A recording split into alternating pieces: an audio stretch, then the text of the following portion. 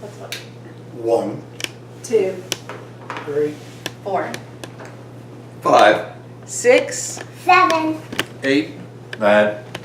10. The use of palm oil creates double the amount of CO2 emissions compared to fossil fuels. That's right, I said double. I watched the documentary called Before the Flood featuring Leonardo DiCaprio, and I was moved to do some of my own research about palm oil and its effects on the environment, and was baffled by what I found. Everyone in this room has products in their home that contain palm oil. From food to shampoo, probably more than 50% of the products in your home do contain palm oil. The consequences of buying palm oil include massive deforestation, climate change, endangering of species, and causing harm to indigenous communities. 1/3 of all Indonesian mammal species are now considered critically endangered, according to SayNoToPalmOil.com, and that includes the orangutan. One way that they like to clear rainforests to make room for palm oil plantations is by burning them. And while it's mostly illegal, they still do it. And that's one way they do it according to FAO.org. And when you burn these rainforests, it causes injury, death, and displacement to animals. It causes a lot of human and animal interaction, which is very bad for wildlife. It also displaces indigenous peoples in their communities. And for the earth, it causes rapid increase of greenhouse gas emissions.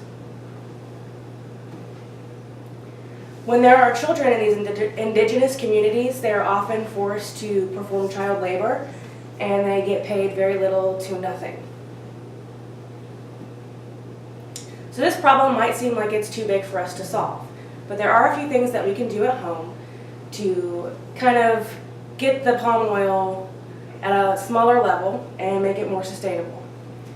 So what we can do right now is look at our ingredients on our food products, and anything with the word palm in it has palm oil. And these other words are all code names they like to use for palm oil, and that seems very overwhelming and scary, but a little later on I'm going to give you a tool that you can use to quickly identify palm oil in your products. Another thing you can do is know the companies that really have no interest in stopping the use of palm oil. And there are obviously a lot of big ones. So we've got PepsiCo, Coca-Cola, General Mills, Kellogg's, and Nestle. Not listed on here is Starbucks, who has agreed to go to sustainable palm oil, which means they get it from sources like family farms, which is great, but that's only being used about 50% of the time. So the other 50% of the time is burning of rainforests, killing animals, and all that bad stuff. So we really have to consider what will happen if we do nothing. If we do nothing, in 2020, which is just 2 years from now, we could just have 33% of our rainforests left. According to HuffingtonPost.com, the orangutans could go completely extinct in the next 20 to 25 years. All of these animals shown are already critically endangered. According to worldwildlife.org, we could lose our Bornean and Sumatran elephants, tigers, and rhinos. Another thing you have to consider is the air quality. In Indonesia, they are ranked 3rd in the world for the worst air.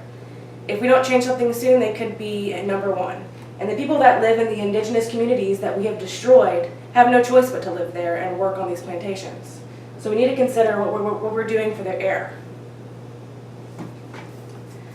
One good thing about getting palm oil out of your life, other than helping the environment and Indonesia and Malaysia, is helping your health as well. So 71% of all palm oil products are actually food, and most of which are processed foods, as palm oil is a huge additive they like to use for processed foods. So if you stop eating palm oil products, you're going to be eating mostly fresh foods. So that's good for your health, and it also creates a lot less waste for the environment and your home. So again, when you buy palm oil, you're causing massive deforestation, you're hurting wildlife, you're causing harm to indigenous communities, and you are aiding climate change.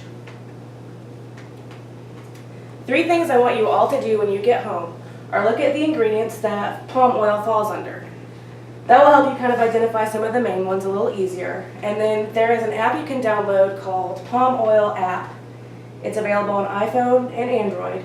And you can actually just scan the barcodes of your products at the store or in your house, and it'll say, this has palm oil in it, or it does not.